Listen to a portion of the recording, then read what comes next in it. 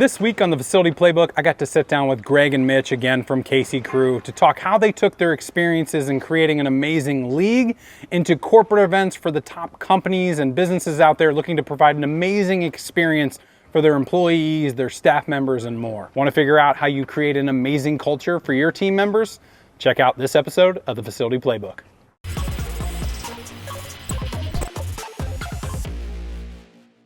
Do you own or manage a facility? Well, you were in the right place. Welcome to the Facility Playbook. I'm Luke Wade, founder and CEO of Facility Ally, and this podcast is about helping facility managers and owners learn from pioneers and veterans in the industry who have built and managed successful sports facilities, entertainment venues, and clubs. Did you know that most of the facilities I just mentioned use between 4 and 6 different softwares to manage their reservations, memberships, lessons, leagues, camps, clinics, and more? Revolutionize your facility with Facility Ally's all-in-one system. Learn more at facilityally.com. Today, we are back again with the team at KC Crew. Greg, Mitch, thanks again for joining me today. Really appreciate it. Thanks for having us. Yeah. Today, we've talked about a whole bunch of things, so make sure you go back and check out KC Crew's past conversations on how to manage and dominate leagues, nonprofits, pickup. I mean, there's a whole bunch of them. Make sure you check it out. But today we're talking about corporate events. So for those of you, for those that haven't watched in the past, guys, give us a little bit of an introduction to yourself and what you do at KC Crew. Yeah, so I'm the general manager. I've been in that role for about 2 years now. So oversee all daily operations, so leagues, events, sponsorships, marketing, really everything that comes with our business. And moved down here in 2012. I'm from Omaha originally. Was going to school at Rockhurst, and then heard about this softball umping opportunity. Turns out it was KC Crew. I did that for 2 years, so softball, sand volleyball, events, so part-time work, and then came on full-time when I graduated. Did that for 2 years, and then went out to the corporate world for about 3 years with Enterprise, and not going to do that again. Came back about 2 years ago to KC Crew, and now I'm here running the show. And I'm our league director, so I oversee all of our leagues, so softball, kickball, sand volleyball, karaoke, cornhole, pickleball, you name it. I oversee all those, staffing, scheduling, customer service, finding new locations, all of that. And then help where I can, since we are a small company, and helping with corporate events and pickup and nonprofit and things like that. I've been with KC Crew for almost 4 years now, basically in the exact same thing as Greg, except I'm from Arkansas. But basically same path to go from Rockhurst to Enterprise to KC Crew and all of that stuff. So. Well, glad to have you guys. You're rock stars for sure. If you guys are looking to start a KC Crew, don't. But if you are, get yourself a Greg and a Mitch. So we're talking about corporate events today. Maybe give me an explanation of what you guys think a corporate event is. Yeah, so I think team building that's all caps, front and center. Like, that should be your number one goal of corporate events, especially in the time that we're in, where employers are struggling to hold on to their staff, provide extra benefits for them. Like, team building, these corporate events, I just see them as team building events where there's so many benefits to them of, whether it's a happy hour or a field day or a tournament, some activity outside the office, ideally during the workday, because it's, hey, we got to take the day off, we got to go have some drinks, we got to go play in a competition, against our coworkers. I get to know my coworkers a lot better.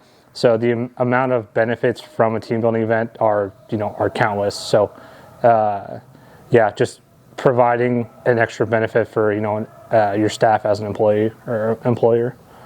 I would say it's connecting with your coworkers outside of like any office setting or out of shop talk. Basically, you're doing something that has nothing to do with your job, and you're connecting with them and building that relationship and building the camaraderie and rapport with everybody. Doing adult field day. Some people used to do rope courses. You're just doing something outside of what you do every day. Yeah. So when you meet with these companies, Greg, I know that you're doing the majority of this right now. Is that the number one thing they're saying is team building, or what are they asking for when they come to you? So they just so they search corporate event in Kansas City, and we usually pop up. How it starts is, hey, we want to do something for our team, and my first question is always, hey, what do you know about KC Crew? A lot of the times, they don't know what we do. They just, they searched us, they found us. So, that's a perfect situation for me, because then I get to tell them how awesome we are, all of our leagues, our events, how we've grown because of, how well we organize it. At the end of the day, we do logistics. So events, leagues, whatever it is, like, we're masters, we're experts at that. So usually I'll ask them, hey, what are your goals? Team building, that's it. They say, hey, we've done happy hours, we've done, just going to a bar and getting drinks. Like, we want to do something fun. We want to do something different, something unique. That's perfect for us. Yeah. That's what we do for a living. So that's usually how the conversation starts. So I don't know if we want to. No, that's great. You can keep going if you have more around that, but I can go on for. Well, so I guess, maybe, how are corporate events similar to social sports, and maybe how are they different? Yeah. So again, we have leagues, we have events. In our eyes, we call them just everything's an event. So everything has planning, communication, a start, an activity, a finish. So in our eyes, that's kind of how they mimic each other. And our goal, whether it's a league or event, is put something out there where adults can come together, have fun, meet new people, and possibly have a couple drinks along the way while they're doing some sort of activity, because activity is the best social lubricant of all time. Like playing sports, you get to know people without even realizing that you're doing it. But if you go to a networking event, there's always some underlying factors of, hey, I'm going in to get something out of this, as opposed to let's provide this company a experience where they can have fun, where they don't have to worry about the planning of it. They don't have to worry about, hey, what does the schedule look like? We handle that for them. So I would say the biggest, you said what's the similarities, is our leagues and our corporate events, we try to make them for everybody. So anybody can do our leagues, anybody can participate in these corporate events. You don't have to be a professional athlete. You don't have to know how to play these sports to play in them. We have offerings for everybody. I think that's why our corporate events have been successful, because anybody can do them. Awesome. What was the first company that you did an event for, and what did you learn? It was a on-site trivia at a brew lab. I forget which company it was. It was back when I got back about 2 years ago. And I learned that I need to get better at AV. So it was one of the trivia rounds it would play a song, but the music from the computer wasn't connected to the speaker. So I had a microphone, so I had to take the mic, play the music on the laptop, then hold the mic over the speaker, but not too close or not too far away. Otherwise, it was too loud or you couldn't hear it. So be prepared, run through what you're going to do before you do it. That was a huge thing for me. And, I was just kind of getting back into the KC crew mix. Didn't really know what was going on, just trying to figure everything out. And I just got kind of thrown into it. And I was like, all right, how are we going to figure this one out? And stuck the microphone there, and luckily it worked. But after being in the corporate realm of doing events for them, I've learned a ton along the way. But again, it all comes back to be prepared, have your schedule, know the flow of the event, know every piece of it, run through it if you have to beforehand. Just helps eliminate all the problems that you would run into if you're doing it for the first time. Sure. What are the lists of corporate events that you're offering right now when somebody comes in to ask for something? Yeah. So really anything. So we'll do trivia events, tournaments, whether it's cornhole, pickleball, wiffle ball, volleyball, basketball, any sport really. Or field day has been the most popular event, but those are kind of the, I guess, cookie cutter events. It's, hey, this is what this event is. But if they have another crazy idea, one thing we like to do here is get creative. So I basically tell them, here's what we offer. What do you have in mind? If it's one of those, great, we know how to do it. If it's not, great, we can figure it out for you. So. Are there any examples of anything you've done to take a cookie cutter and make it special, or something unique that we didn't offer? So I just did I guess that was really just a cornhole tournament. Off the cuff, no. Yeah, I was like, put you on the spot. And this year, starting the beginning of this year is really when we've made our big push into, active outreach and really expanding the corporate side of things. So I'm still learning, but cookie cutter is easiest for me to get started off, and it works. So. And you said field day is the most popular. You did 5 field days last month? Yeah. Yep. And so those are for each individual company. The company comes in, you give them kind of the spiel, and then they say yes, no. Maybe walk me through the logistics of how that works. Yeah. So personally, I try and push field days because, one, it's the most popular. It's a thing that, all 5 companies that I did it for in the last quarter, every single person, by the time the event was over, my point person came up to me and said, hey, my group's already saying we want to make this an annual thing. So it's unique. It's different. Everyone has a chance to get involved, but basically so I'll pitch the field day. They usually say yes. Then they say, what is it? And I say it's field day as a kid, but for grown-ups. So think, games that anyone can play. So barrier to entry is something we always consider for everything we do. So with a company, you're going to have all different departments. You're going to have sales, accounting, operations, whatever it is. You're going to have all different types of people. So we have to make sure the games are available for everyone to play. So we essentially make it a round robin format. So I inform the company, hey, how many people do you have? All right, awesome. Here's how many teams we should have. Here's how many people we should have on each team. And we break that down just based on previous events that we've run. So I give them all that insight, say, hey, all I need you to do is make your teams the day of, pick your games, which I send them a list of what all games we have available. And then the day of, my biggest emphasis is it's your event. You should be having fun. So if you come here expecting to run check-in or, set stuff up, don't even get that off the table. That's us. We're the firefighters on the day of. So again, that's a big piece I think a lot of people miss out on. As being an events team, you are the events team. You should be from start to finish the day of. The person you're hosting this thing for should have no duties. Their duties should be having fun. It's their time to enjoy their time with their employees. Sure. You mentioned that, we really just started pushing corporate events this year, but we've done corporate events for a long time, but it wasn't really a main focus. And I think part of that is because we've gotten away from public events a little bit. So maybe what's the benefit of a corporate event, a private event over a public event? Yeah. I think it cuts out two main issues that we've been running into. So one, and this is with all public events across all industries, and it's really been amplified by COVID, but people are waiting more and more till the last minute. So if you have a DJ that you booked in the street that you're closing off, when you have to know 2 weeks out to get your deposit back, when everyone signs up 2 days before the event, that's extremely stressful. It's not a fun, those are very rough 2 weeks. And then just overall ticket numbers for public events are just down across the board. So we said, how do we cut out people signing up late, and how do we cut out the low ticket numbers? Well, let's just go to a company. They already got the people. We don't have to hope that people sign up. They're bringing the audience. We still get to do the games and the events that we love. And yeah, that's the biggest piece of, we cut out the, hope that we have people come out. They already have the audience, so we still got to do what we love. Yeah, and that's exactly right. And the point of the field day, we used to do it as a public event. And the first year it killed it. The next year it was smaller, and we did a focus group, and we asked people, hey, who came to the first year? Oh, it was absolutely amazing. Why didn't you come to the next year? Oh, I've already done it before. And so just something kind of opened our eyes into oh wow, our public events aren't going to be the thing anymore. And the other side to your point is, when they sign up last minute, if the weather's bad, they're not going to sign up last minute. And then you definitely, all this money you've already spent and paid for is just gone. You're going to have to refund the people that already signed up. And so it just became a huge challenge. And so in this scenario, it's more like guaranteed revenue. We know how many people are coming. The company's already paid us. We know exactly what to plan for. And if they back out, we just reschedule it on them. Let's appreciate that kind of take on it. And we still do public events, but they're a little bit different now. What's one of the ways that we're promoting or advertising our corporate events? I think, honestly, through our public events. So, we have a pretty good base of, players who have played with us since 2012.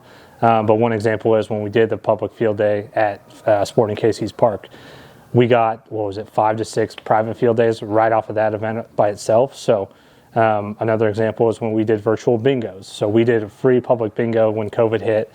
500 plus people were on it. Off of that, we then secured 4, 5, 6 private bingos because they had such a good time. So one example is just offering it to the public. If you don't know where to start, just offer it, see who comes out, or find a way, however people are coming into your facility, whatever ways they're coming in, as trying to tap into them as much as possible, because you could have, a soccer practice going on, but, there's 15 different parents that work for 15 different companies. So you have people from all different touch points coming in. It's more of how do you tap into your audience that's already coming in and already, you already have their eyes. Sure. I would say too, Greg said people finding us online. People might not think of KC Crew, we're an adult sports league company, but we have a page for our private corporate events, and we're pushing those online and Google search and things like that. So if you're a facility and you have an events team, create a whole separate page that say, hey, we do these corporate events, and then make sure you're marketing that by itself, not just within your scope, not just within everything else, it's its own ad, its own push for that type of stuff. Yeah, 100%. I mean, having a segmented page for everything. We have one for basketball, kickball, softball, and to your point, we have a corporate events page that we've worked on a lot over the last few years of customizing that, making it look really fun and cool, and showing people what their options are, and then making it really simple too, because I know it was confusing in the beginning, but now you have it broke down where step 1, pick your fun event, step 2, do this, step 3, do that. And so I think that's really important, and it takes time for Google SEO to pick all of that up. So build your page, keep updating it, make sure it's clear and accurate, and then give it some time, put some money behind the ads, drive people there, and after a while they'll start finding it organically. So that's a great point. You had mentioned we talked a little bit about, we got away from public events because they weren't really signing up or selling, but we also still do some of them because they are loss leaders in a way that people don't know we're doing adult field days unless they see or come to an adult field day. And so I think that's a great way sometimes to just put it on to essentially try and get people educated on what it is, how it works, and then people don't know what they don't know. So I made this mistake when we did do virtual bingos. We were just running them to the public, hoping we were going to make money, and people didn't start hiring us until I told them we did it. And so it was I just assumed people knew we would do this for them if they wanted, until I started saying at the end, hey, if you had fun today, hire us for your company or your birthday party or your family get together or whatever it was. And that's when people started flooding in. So if you're not clearly marketing and telling people that you do this, they're not going to know that they can hire you for it. They just think that you're maybe doing it for the public or you do it randomly. I would say not the event that it's the same event, like virtual bingo to virtual bingo. You said in our last pickup talk, hey, we do a speech before every pickup. Mention that, hey, we're Casey Crew, we do pickup, we do leagues, we do corporate events. If you like how we run this, come talk to us about how we can do this for your company type of thing. Yeah, I love that. And even just saying, hey, we do fun. If you're looking for something, we can do it. The creative side, being flexible, I think that's really important to talk about too. So, you mentioned adult field day. What are some of the activities in adult field day that you think are the most popular? Just give me one or two and talk about how they work and how people play them. Yeah, so giant pong and then speed Jenga are two of the most popular, and then there's a third. I call it a mystery game. It's our championship game that I don't tell them what it is until we get there. But giant pong, it's beer pong but with giant trash cans. So normally we use volleyballs. You're just playing back and forth. So depending on how long the company wants the event to last, that also determines, hey, are we doing one game or are we doing 2 games? Because we'll break it up into 10 to 20 minute segments, depending again how long the company wants the event to be. So sometimes you're playing 1 game of pong, sometimes you're playing 3 games of pong. Each event's different in the number of people, the length of the event. So speed Jenga, that's a fun one. So each team has 3 minutes on their clock. You have a chess timer. So if your team runs out of time first, or the tower falls on your turn, then your team loses, and you're going back and forth against the other team. So if me and Mitch are against each other, I'll pull the piece out, put it on top, I'll run back, then Mitch will go back and forth. So those are always fun. I saw we hosted a field day here for a company, had about 200 people out here. They had a conference in KC. They all dressed up in these crazy outfits, and there was a team of 8 people. They all had the blow-up dinosaurs on. So watching them try to play giant Jenga, because they had to turn to the side and not hit it with their dinosaur and also grab the piece. That was a fun memory that I had from that. And then the champion game, discovered it recently, just looking back through some old documents, was ping pong tic-tac-toe. So super simple, 6-foot table, 9 red solo cups in the middle, all with water. You have a bucket of ping pong balls on either side. So if me and Mitch are going against each other, it's rapid fire. So you gotta bounce it in. First person to make a tic-tac-toe in the cups wins that game. We usually do a best of 7, best of 9, best of 11. But I gather everyone around, and it goes back to us taking control of the event from start with the first week or the intro speech to the end of, hey everyone, get your butt here. If you need to get a drink, come on over. We really hype it up, get some music, get Eye of the Tiger going, play something crazy. And that usually ends the event on a bang. Everyone leaves happy. We do a little medal ceremony as well. So just a little extra ways to make it a fun event. Because our goal is for them to, 1, say, hey, let's book this for next year the moment the first one ends. And 2, we want the winning team the day after at work bringing their medals in, putting them on their desk, rubbing it in the face of their coworker. We want them talking about it the next 1, 2, 3 months down the road. So that's our goal, and that's why I like field days. It's because you have cornhole, you have pickleball, you have wiffle ball. people know what it is. It's the same thing. But people come in for a field day, they don't know what it is. They're getting introduced to 6 new games. Everyone can play in the competitions. It's just a fun time overall. So, and that's the best thing about Adult Field Day is we have 20, 30 games that we can do. So yeah, you want to do it again next year? We have these new games that we can do, or we're always talking with other clubs around the country. What games do you guys play? Great, let's try that one at ours. Or we're outside, we can play these we can play water games at this Adult Field Day. Or we just did an Adult Field Day for a company at a bar, and they wanted all bar games. So we utilized what was already in that bar, so something that we completely different than what we have done here at Hy-Vee Arena. So we can change it up from event to event. So it's the same thing, but it's not the same thing from year to year. So I want to get into pricing about that, because customization seems a little bit more work, right? If we can copy and paste it, it makes it easier on our end. We know how it's going to work. We know how to run it. We know how to staff it. But when you get custom, it's a little bit more challenging.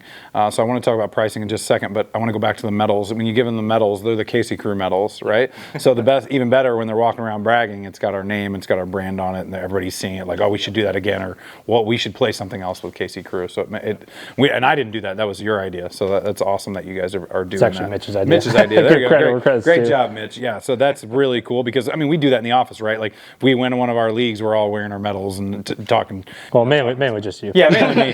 But I love that. So going to the pricing conversation, like, are you pricing these custom events a little bit differently, like in the bar, or how are you pricing a corporate event? Yeah, so that's been something like I said, I've really just got into this. Really, the start of this year is when we made the big push. So it kind of took a while to figure out, where we should land on this. What's the value of our time? What's the value of this event? It's really just comes down to, how much time are we putting into it? How much staff are we doing? How much equipment are we lugging around? Are we needing to go to a different venue? Are we hosting it here? So a lot of different factors go into it, but I think the biggest one for us that will determine it is just number of people, because you can have a cornhole tournament, if it's 50 people, cool, you can knock that out in a couple hours. If it's 200 people, you got to secure extra boards, you got to secure extra staff, there's extra equipment you need to bring. So I think the biggest variable that determines it is just number of people, because that then takes everything else and just multiplies it. So. And it's customization to a point. If you have 250 people, there's certain games we're not going to play because there are too many people for those games. Or you only have 20 people, we need 50 people to play certain games. So it's customization. What we give you a list, almost like a menu of games you can play. So yeah, you get to choose what you want, but we know how each game runs, type of thing. Awesome. Why shouldn't you involve like running, climbing, or extreme physical activity in any of these events? Just you want your barrier to entry to be 0. You don't know, you don't know the audience that's coming out to play. You might be in touch with one person with the company, but you don't know all 200 people. So you want to make sure it's games where everyone can compete, because you don't want someone standing out, feeling left out of a game where now what was a fun event is a negative event for might be 9 out of the 10 people on that team, but that one person, that's our goal is to make sure there are, it's 10 out of 10 every time. So just making it easy, but also fun, engaging games where everyone gets to participate in everything is our goal. So I know we've had a talk about nonprofit events. So what do you think the big difference between a nonprofit and a corporate event are? I think a couple differences. Like one, the motivation of it is, a nonprofit event end goal is to get exposure for the nonprofit and help raise funds, find a fun way to do that. So yeah, the structure of the event might be the same, but the motivation and the end goal is a little bit different. So like nonprofits, they want younger people out. They need their future volunteers, future board members. Those are their goals. The goals of the company is to, provide a team building event, an extra benefit for why should their staff want to continue working with them? Well, hey, we do this awesome annual event that brings everyone together. That's a whole huge thing for us every single year, or on a quarterly basis, or a monthly basis. Like the motivations are different, but like the structure of the event, you can do a cornhole tournament for a nonprofit or a cornhole tournament for a corporation. It's run the same. Just, the schedules might be slightly different based on how long they want the event to be, but the actual flow of the event, the logistics of it are pretty similar in my opinion.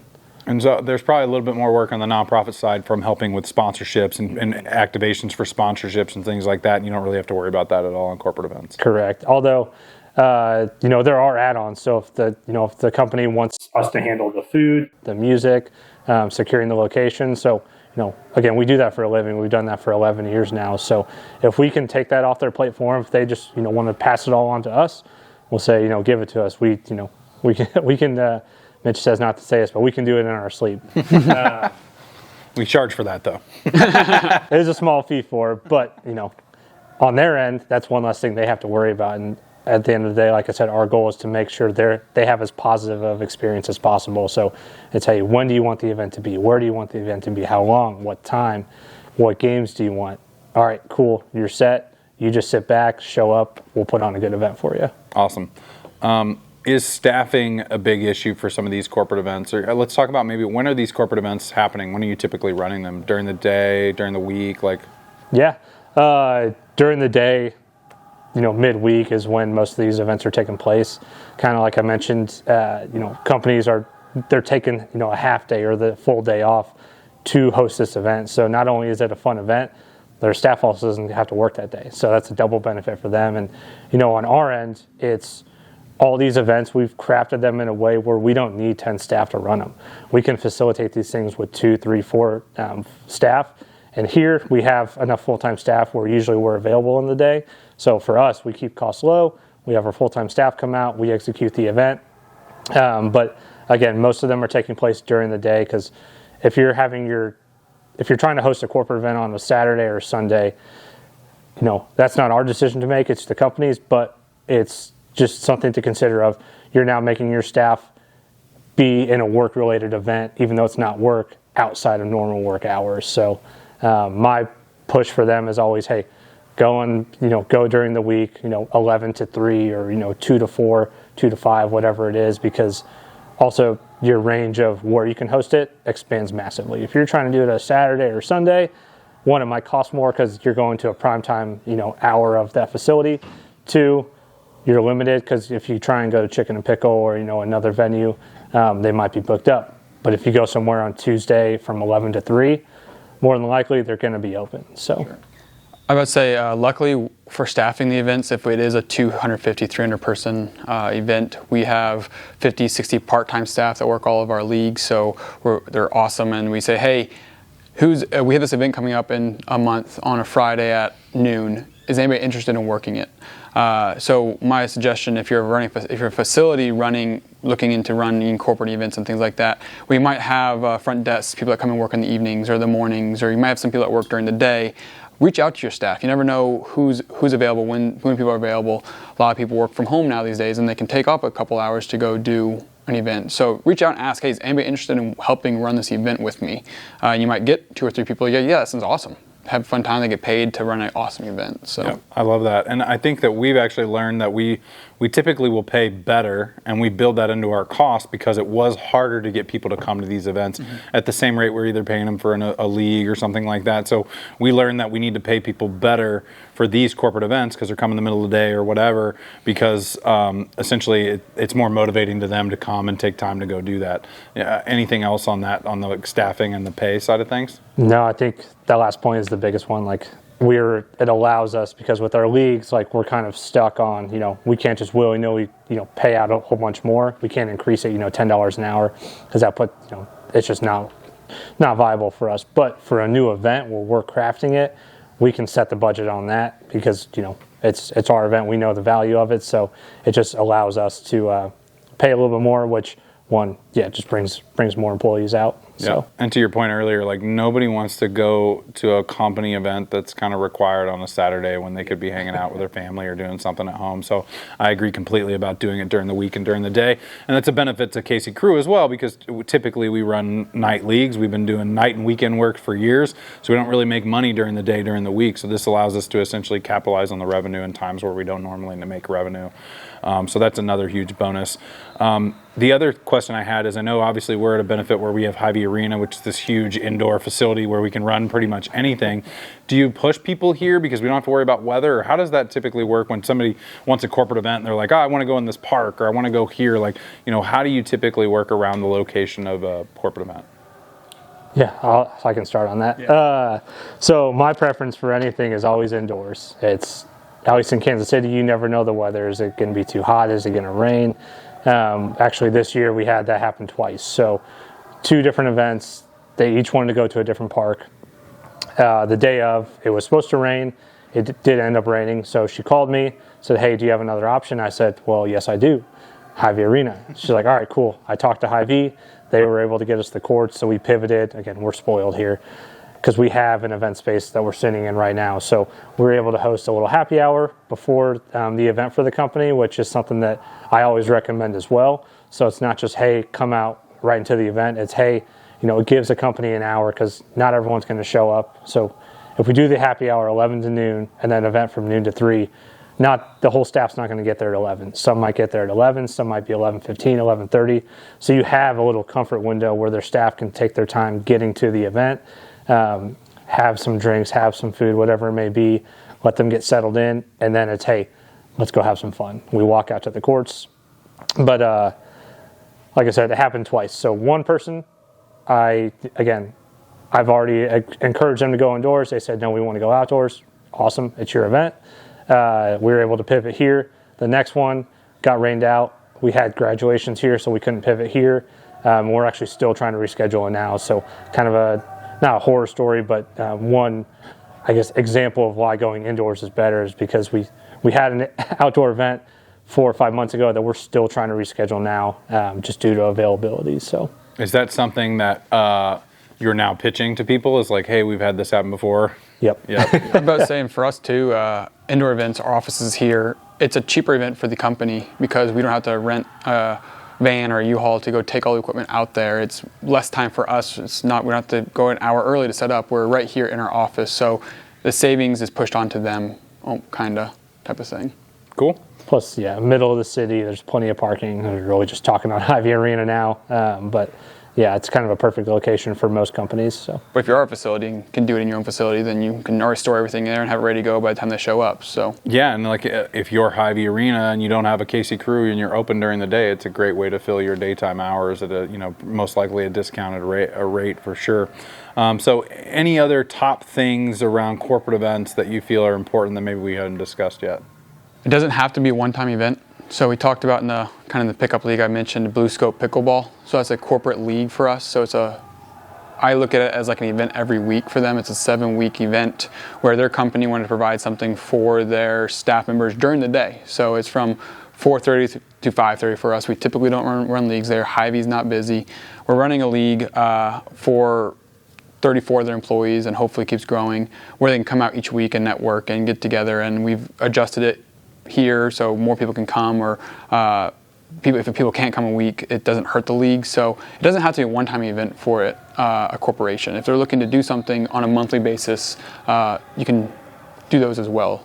Yeah, I love that. Be flexible, right? It doesn't have to fit within. We're obviously creative, and we say we can do pretty much anything. But don't be so structured that it turns away business. Figure out how to give the customer what they want. It may cost them more money, but if you can come up with a cool idea that gets you 7 weeks worth of business instead of in one day, that's definitely better for sure.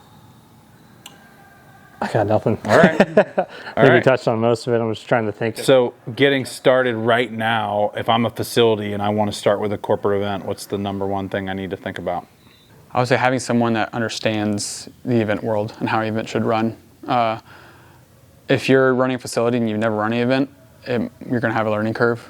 But if you have a staff member out there, or if you have someone that that loves running events, tap into their expertise. Maybe you hire someone on a per event basis to run events for you. I would say use an expert if you don't know how to do it. Yeah, I think that's great. I touched on it in our pickup, the podcast about pickups as well. But if you are connected with an association or a specific industry, putting on, because it doesn't have to be an event for just one company. You could have a whole competition. So if you have 12, 14 pickleball courts or a ton of basketball courts or field space, if you have the space for it and you can bring in, 12 construction companies all competing against each other in an event, that's a massive one-off event that you can bring in. And then even if, you go to the association, you say, here's what we can do. Can you get this out to the people in your industry? Even if only 1 or 2 come out of it, you're still getting, 1 or 2 additional events. So as far as the outreach side goes, beyond just getting whoever's eyeballs you have now and getting in front of them, and like you said, letting them know that you can do a private event with them, active outreach on an industry or an association side, because that's way better than sending an email to a company. You're basically sending an email to 10, 15, 20, however many companies are in that industry. So. Yep. I love the association idea because it's essentially one sell to a whole bunch of people. And if you get the whole association, great. If not, you get a couple, that's a great place to start. So appreciate it. Thanks, guys, coming out, talking corporate events today. If you're looking for help and you need some help with corporate events, we do consulting. If you're looking to maximize your facility with new software, revolutionize it, check out facilityally.com. And we'll see you next time on the Facility Playbook.